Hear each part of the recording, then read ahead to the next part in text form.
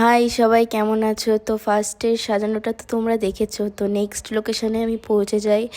আর first লোকেশনের থেকে next লোকেশনটা আমার একটু বেশি দূর ছিল, তো ওখান থেকে দেবীকে সাজিয়ে দিয়ে এখানে আবার চলে এসেছি লিপিকাকে সাজাতে।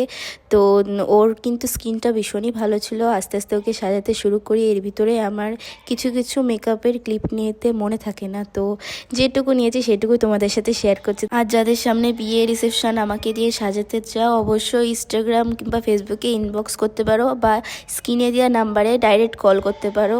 তারপরে ওর পুরো বেস মেকআপ কমপ্লিট হয়ে যায়। তারপরে আস্তে আস্তে আমি ওকে জুয়েলারিগুলো পরাতে শুরু করি। তো ভীষণই সুন্দর লাগছিলো, আস্তে আস্তে করে সাজাচ্ছি আর ভীষণই ফুটে উঠছিল ওর, মানে মুখের বেস মেকআপটা এত সুন্দর বসে গেছে। তারপরে কলকা করে ল্যাশ পরিয়ে একেবারে চুলটা কমপ্লিট করে একেবারে ওর ফাইনাল লুকটা দেখে জানিও কেমন হয়েছে। এবার চলো আমার ব্রাইড লিপিকার রিভিউটা শুনে নিই, ওর কেমন লেগেছে। হাই লিপিকা, তো আজকে তোমার ব্রাইডাল লুকটা নিয়ে কেমন লাগলো? খুব সুন্দর। যেমন চেয়েছিলে তেমন পেয়েছো তো? একদম। কাজটা তো ওর ভীষণই ভালো লেগেছে, সাথে ওদের বাড়ির সবারও ভীষণই প্রশংসা করেছে। তোমরাও যারা সামনে বিয়েতে বুকিং করতে চাও তারা অবশ্যই আমার সাথে কন্ট্যাক্ট করো।